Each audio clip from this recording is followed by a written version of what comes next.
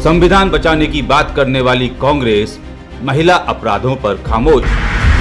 भोपाल में हुए लव जिहाद पर महिला कांग्रेस नेत्रियों ने साधी चुप्पी। कॉलेज छात्राओं के साथ हुआ दुष्कर्म का संगीन मामला कांग्रेस को नजर ही नहीं आया। जनहित के मुद्दों से भटकी कांग्रेस कैसे बचाएगी संविधान? कांग्रेस पूरे देश में संविधान बचाओ रैली निकाल रही है। यही संविधान देश की आधी आबादी मतलब महिलाओं को भी सम्मान पूर्वक जीने का अधिकार देता है।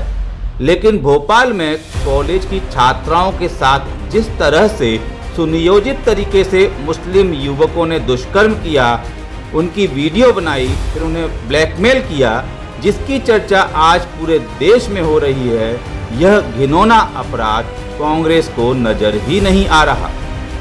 जब हमने महिला कांग्रेस प्रदेश अध्यक्ष विभा पटेल से भोपाल में हुए घिनौने लव जिहाद के बारे में पूछा तो वह किस तरह से इस ज्वलंत प्रश्न से बच रही हैं और इधर उधर की बातें कर रही हैं, आप खुद ही सुन लीजिए।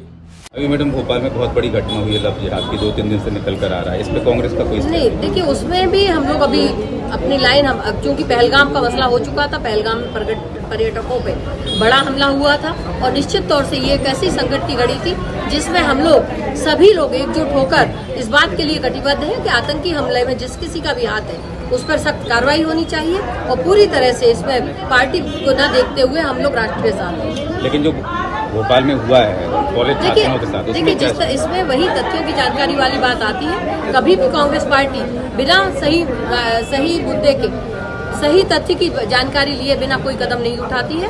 हम इस मुद्दे पर भी पूरी गंभीरता से विचार कर रहे हैं और शीघ्र ही इस पर कार्रवाई करेंगे। साथ ही हमने महिला प्रदेश प्रभारी हिना कांवरे से भी पूछा कि भोपाल में जिस तरह से कॉलेज की छात्राओं के साथ सुनियोजित तरीके से दुष्कर्म हुआ है, लव जिहाद का मामला सामने आ रहा है, इस पर कांग्रेस का क्या स्टैंड है। लेकिन हिना कांवरे भी इतने गंभीर प्रश्न पर कितनी गंभीर नजर आई, जरा आप ही देख लीजिए।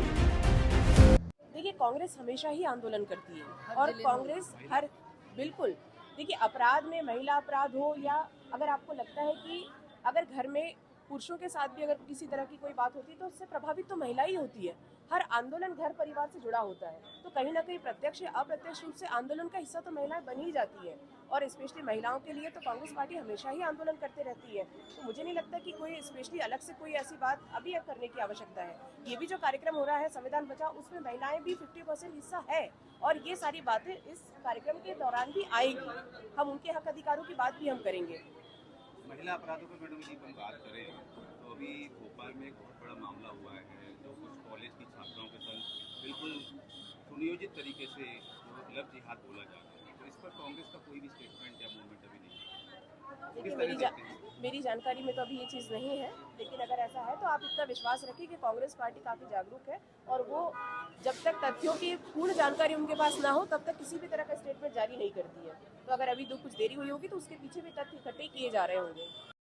कांग्रेस जिस संविधान को बचाने की बात कर रही है वह देश के नागरिकों के लिए बना है और यह देश की आधी आबादी इस समय किस घिनौने अपराध का शिकार हो रही है, इस पर कांग्रेस आंखें मूंदे बैठी है। देश में बढ़ रहे महिला अपराधों पर कांग्रेस पूरी तरह मौन है, निष्क्रिय है। भोपाल में जिस तरह सुनियोजित तरीके से कॉलेज छात्राओं को लव जिहाद का शिकार बनाया गया है, इसकी चर्चा पूरे देश में है और कांग्रेस की जिम्मेदार महिला नेत्रियां इस बारे में जानकारी न होने की बात कर रही हैं। यह साफ बताता है कि महिला अपराधों पर कांग्रेस संवेदन शून्य है या महिलाओं की सुरक्षा से ज्यादा तुष्टीकरण कांग्रेस के लिए जरूरी है।